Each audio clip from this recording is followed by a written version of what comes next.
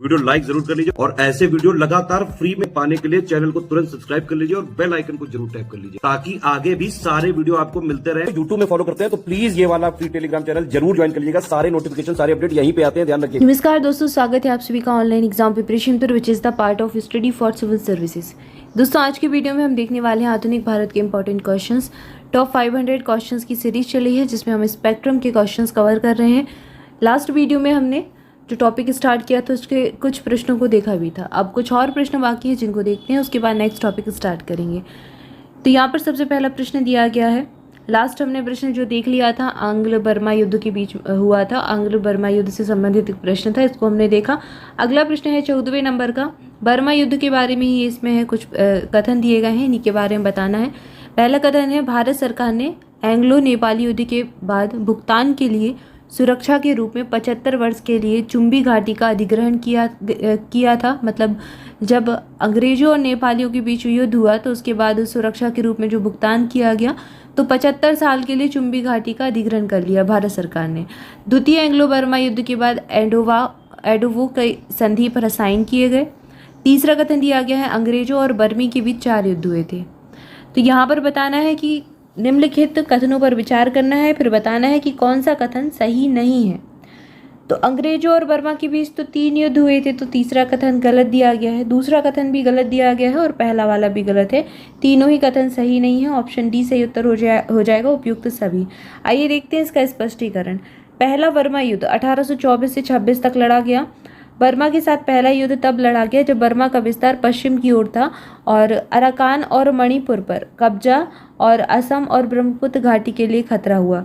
19वीं शताब्दी जो 19वीं दौर चल रहा था, 19वीं की शुरुआती दशकों में बंगाल और बर्मा के बीच निरंतर परिभाषित सीमा के साथ निरंतर घर्षण का कारण बना रहता था। छोटे छोटे से मतलब यहाँ पर ऐसे रास्ते हैं और ये पहले से ही कारण बना रहता था सीमा का। सीमा कोई डिसाइडेड नहीं थी, तो पहले से ही यहाँ पर जो है हो रही थी लड़ाई, कहीं ना कहीं कुछ ना कुछ घर्षण चलता ही रहता था।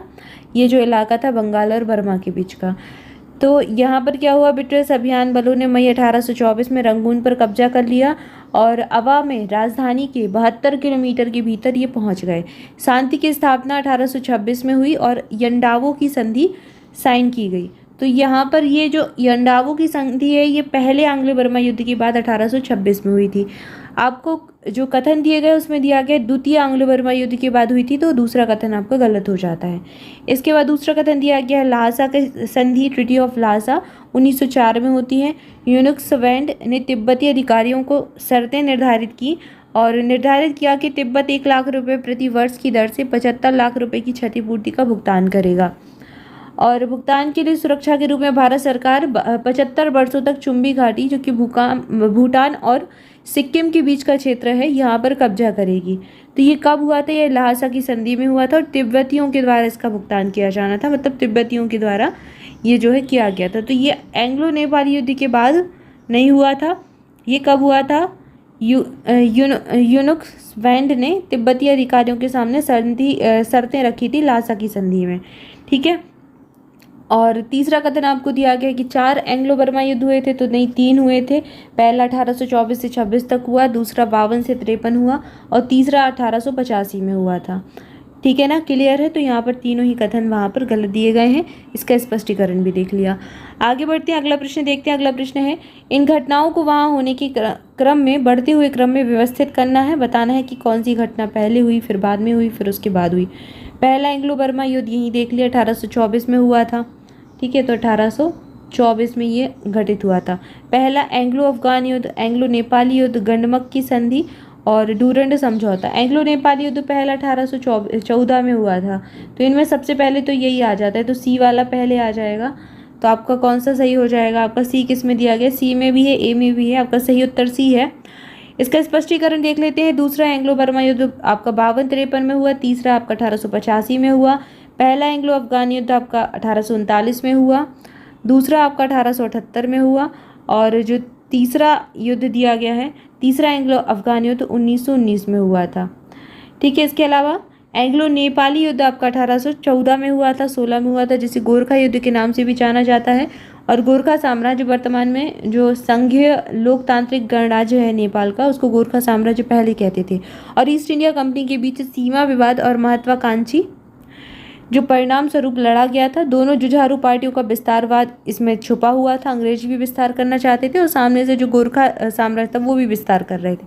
युद्ध 1816 में सुगौली की संधि पर हस्ताक्षर के साथ समाप्त होता है, जिसने कुछ नेपाली नियंत्रित क्षेत्रों को अंग्रेजों को सौंप दिया था।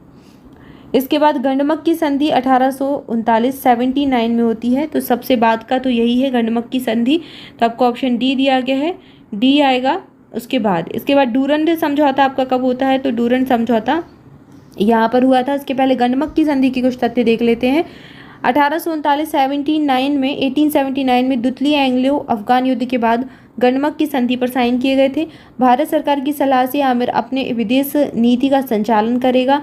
काबुल ने एक स्थायी ब्रिटिश निवासी तैनात कर दिया और भारत सरकार अमीर को विदेशी आक्रामकता के खिलाफ और एक वार्षिक सब्सिडी सभी में समर्थन देती है। मतलब एक सब्सिडी वगैरह निर्धारित कर दी है और काफ़ी सारी चीज़ें यहाँ पर जो है सामने आती हैं। हालांकि इतना नहीं पूछा जाएगा आपका, आपसे पूछ सकते हैं कि गंडमक की संधि कब हुई थी, तो 1839 याद रखें, 1879।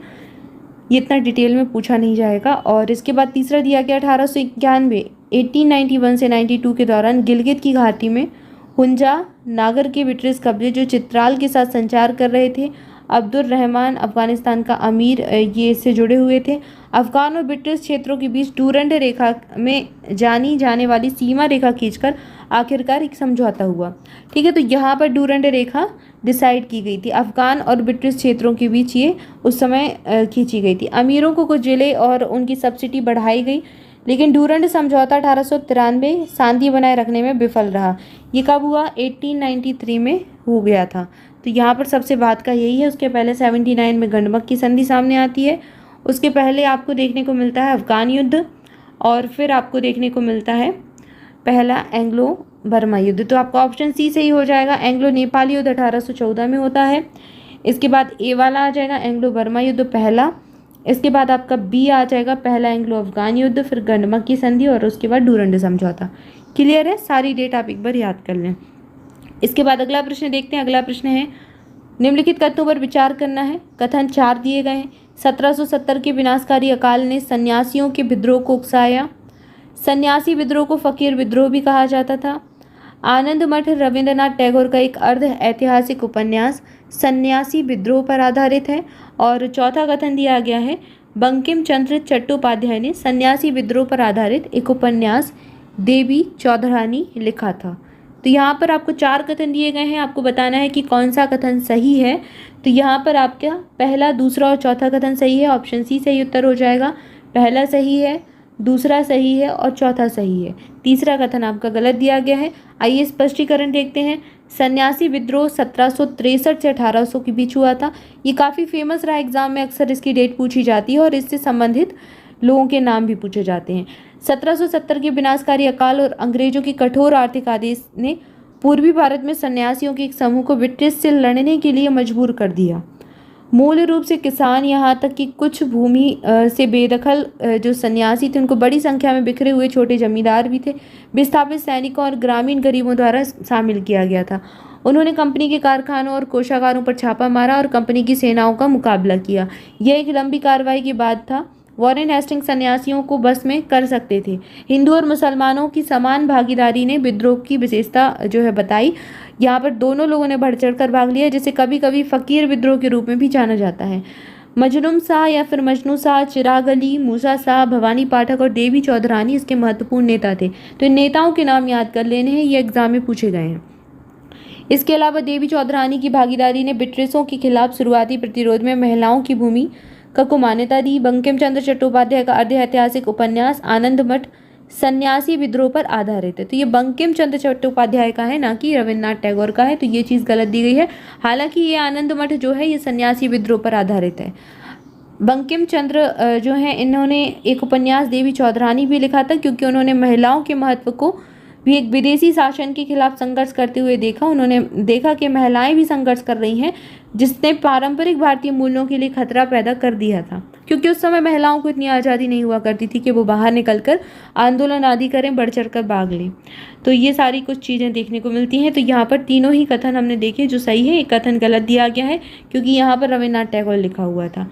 इसके बाद अगला प्रश्न है, कथन यहाँ पर फिर से दिए गए हैं, बताना है कौन सा कथन सही है कौन सा गलत है। वजीर अली खान अंग्रेजों की मदद से सितंबर 1797 में गद्दी पर आसीन हुए। हालांकि जनवरी 1799 में उन्होंने एक ब्रिटिश निवासी जॉर्ज फ्रेडरिक चेरी की हत्या कर दी।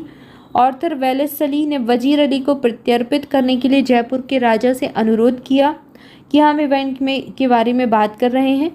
तो यहाँ पर ये कब हुई थी, ये जो 3 घटनाएं दी गई हैं ये किस समय की घटित घटनाएं हैं ये बताना है। गंजम और गुमसुर में विद्रोह, गोरखपुर बस्ती और बहराइच में सिविल विद्रोह के समय हुआ, या फिर अवध में नागरिक विद्रोह के समय की घटनाएं हैं, या फिर पलामू विद्रोह के समय की। तो ये जो घटनाएं हैं इनका संबंध है अवध में नागरिक विद्रोह से। जब अवध में नागरिक विद्रोह हुआ तो उस समय वजीर अली खान अंग्रेजों की मदद से सितंबर 1797 में गद्दी पर बैठ गए थे और ये सारी चीज़ें भी घटित हुई। आइए देखते हैं इसका स्पष्टीकरण। अवध में नागरिक विद्रोह हुआ 1799 में।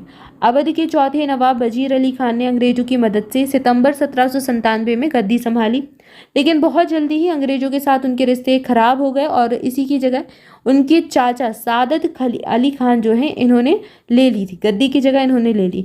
वजीर अली खान को बनारस में पेंशन दी गई थी। हालांकि जनवरी 1799 में उन्होंने एक ब्रिटिश निवासी जॉर्ज फ्रेडरिक चेरी को मार डाला, जिसने उन्हें दोपहर के भोजन के लिए आमंत्रित किया था।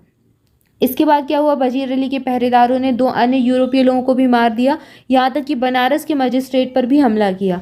पूरी घटना बनारस के नरसंहार के रूप में जानी जाती है और वजीर अली कई हजार आदमियों की एक सेना को इकट्ठा करने में सक्षम हो गए थे, जिसे जनरल एस्किर्न ने हराया था और यहाँ पर जनरल एस्किर्न के द्वारा ये हारे भी गए थे।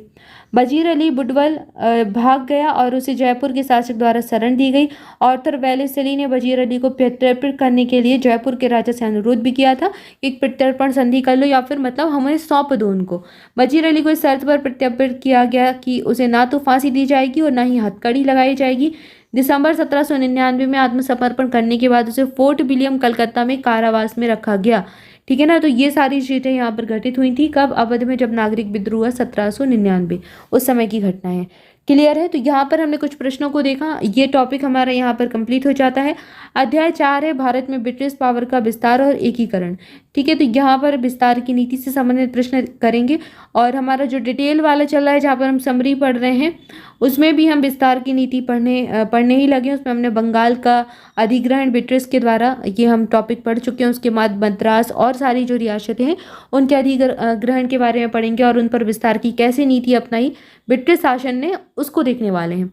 तो वो सीरीज़ भी आपकी चल रही है, उसको भी आप देखते जाइए और इसके बाद ये MCQ भी आप सॉल्व करते जाइए। इससे आपका रिवीजन भी हो जाएगा और कई सारे ऐसे प्रश्न भी आपके कवर हो जाएंगे जो हो सकता है आपको वहाँ देखने को ना मिले। तो दोनों इंपॉर्टेंट है, दोनों को जरूर देखें। आई होप आपको ये वीडियो अच्छा लगा होगा। वीडियो अच्छा लगा है तो लाइक प्लीज़ कर दें। इसके अलावा अपने दोस्तों के साथ भी शेयर करें। Thank you for watching this video. Thank you so much.